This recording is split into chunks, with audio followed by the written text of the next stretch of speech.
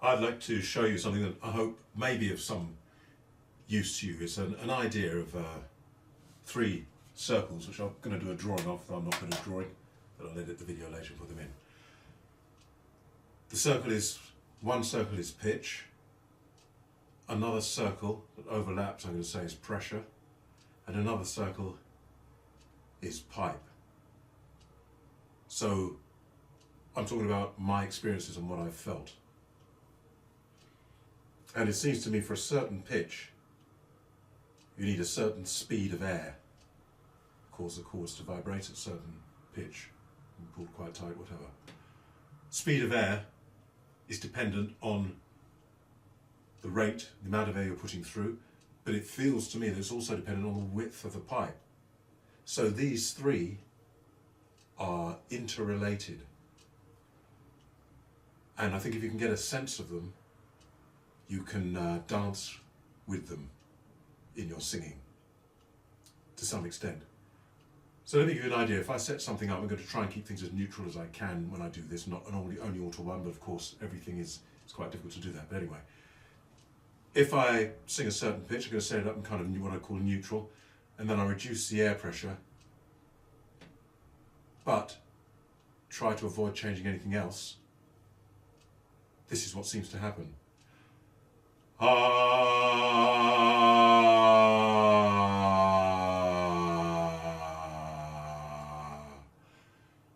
Normally, you won't allow the pitch to drop. Most of us don't sing out of tune. I don't mind it myself too much every now and then. I think singing in tune is overrated.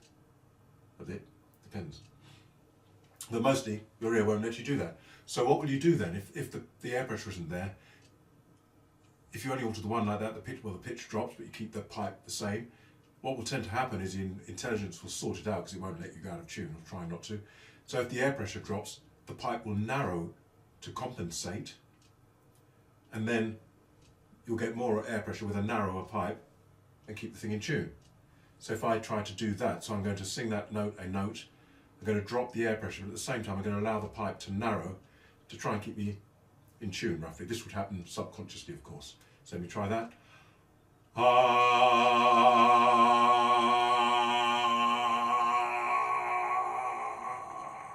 Until the pipe's so closed that there can be no sound.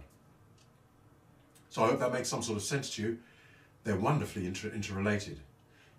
As you get higher, you need more air, or more speed of air, more pressure of air, and certain things take place. If you're going to keep the pipe wide open, it will be too much for you to sustain. Look at the gospel things I've been doing recently. It'll be you simply won't have the strength to sustain it. So if I try and go somewhere higher, where will we? Maybe somewhere up to an E. If I go and try and keep that open, I'm not going to do too much of it.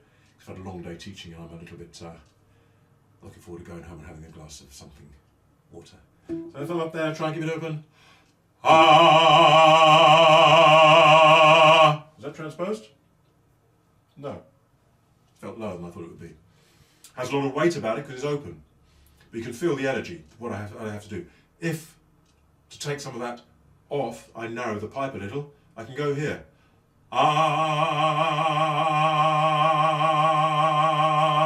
I'm going to do now is hit that note, try and keep it the same, and I'm going to widen the pipe and put more air through to grow the note and see if I can balance it.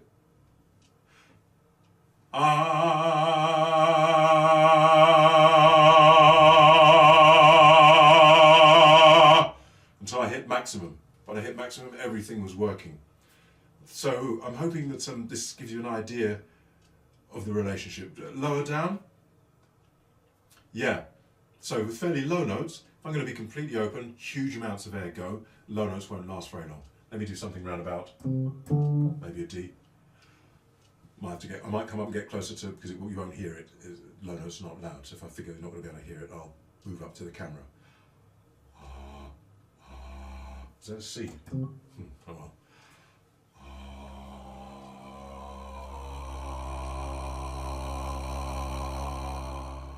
And that's all the air gone just in that short time. You could hear that there's a lot of air escaping. If I try to narrow that, I'll get closer again. You can hear there's a little bit of firmness in there. But it's a bit uncomfortable. I'm not going to bother with that. It's a bit uncomfortable. If I take it a little bit higher, then if I take so what I'm saying really, the point I'm making is you get higher, unless you're going to go to the path of fully open, then there's a way of narrowing a bit, makes things easier, unless you really want that thing. So you might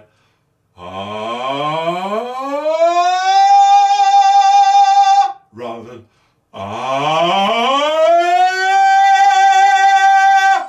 that's going to be very effortful. So I reckon somewhere in between that. And I mentioned this in another video, I mentioned it again because it's something that happens a lot. Therefore, the same sort of thing applies in falsetto, head voice. And remember then that when we get to the top of that range, I'm going to say that the air travels faster. I don't know if it travels faster, actually, but it feels like it. And we work from feeling, so let's go with it. You can imagine that it might, but it feels like it. So when you're at the top of a range, the air's faster, and it requires more effort to get that. If the pipe's open, you need even more effort. If you narrow the pipe somewhat, then that helps because it's less volume of air, but it's travelling faster through a narrower pipe. When you get to the bottom of your range, the pressure is much less because the cords are doing that. And you push too much air through that, you're just going to blow them apart, and it'll be very uncomfortable. So the issue can be coming out of head voice or falsetto into chest, because as I mentioned before, you're coming from a low pressure range into a higher pressure range. So what you want to be able to do is somehow catch. I use the phrase to anticipate, facilitate, and then I stuck accommodate on the end, but I think that's too much. I'm going to stick with the one I've been using for years, which is anticipate and facilitate that change. So as I come down, there, it's fairly low in falsetto. If I narrow the pipe there,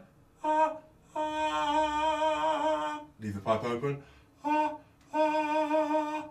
Chest, I know as I think about chest, my body anticipates that I'm going to need to do that. So how am I going to go from if I push that amount of air there through that one,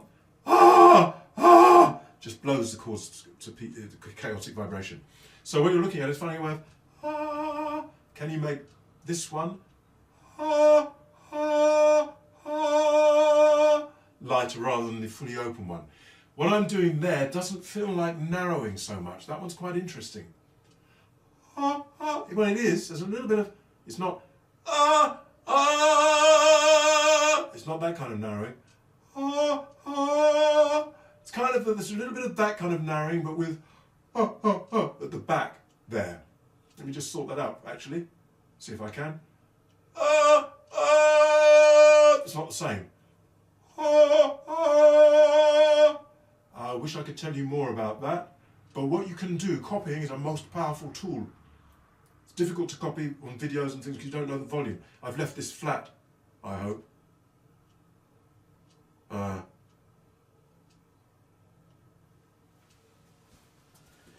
Yes, I've left it flat so it wasn't auto-compensating, bringing down the volume for louder ones, so it should be a representation of volume as is. So you've got to watch out because all sorts of things, and there's processing when you're copying from online and records, and there's compression, and there's all sorts. So, but copying nonetheless is very, very powerful. It's pretty much how we learn everything, is it not? So maybe just copy this rather than me trying to, that's the best I can do for you. I can't explain much more. So, it does take a lot of, it feels like that. And it's not that. It's the tongue going back and down. Here.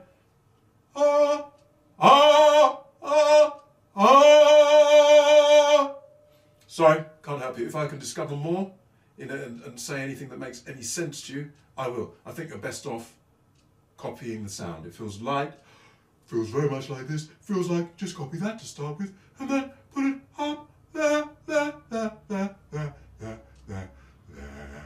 It's that kind of a place. So I think you'll be safe copying that. So there we are. I hope that's been of some use to you. I'm going to do a little diagram, best I can with my fountain pen, and I think I shall use diamine ancient copper, because I haven't used that colour for a while. And just a little drawing of the 3 overlapping circles and how you might move towards one, emphasise another, and how you can't move one and leave the others alone because they interact. And it's a very wonderful thing if you can become fluent and very accommodating of that, and really let the intelligence, the wonderful intelligence that will manage that. It's physics, isn't it? Wonderful intelligence will handle it for you. You don't have to get too involved in it, but you do have to familiarise and work with it. So I'm hoping that that's of some use to some of you, and I'll be seeing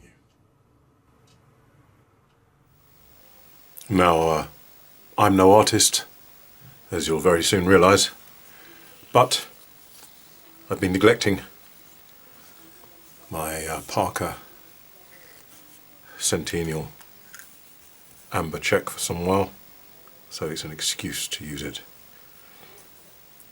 One circle then, which I'm going to call pitch.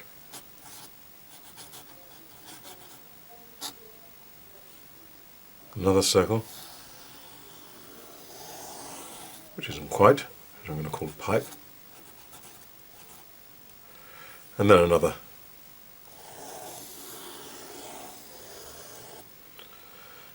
Which I'm going to call pressure.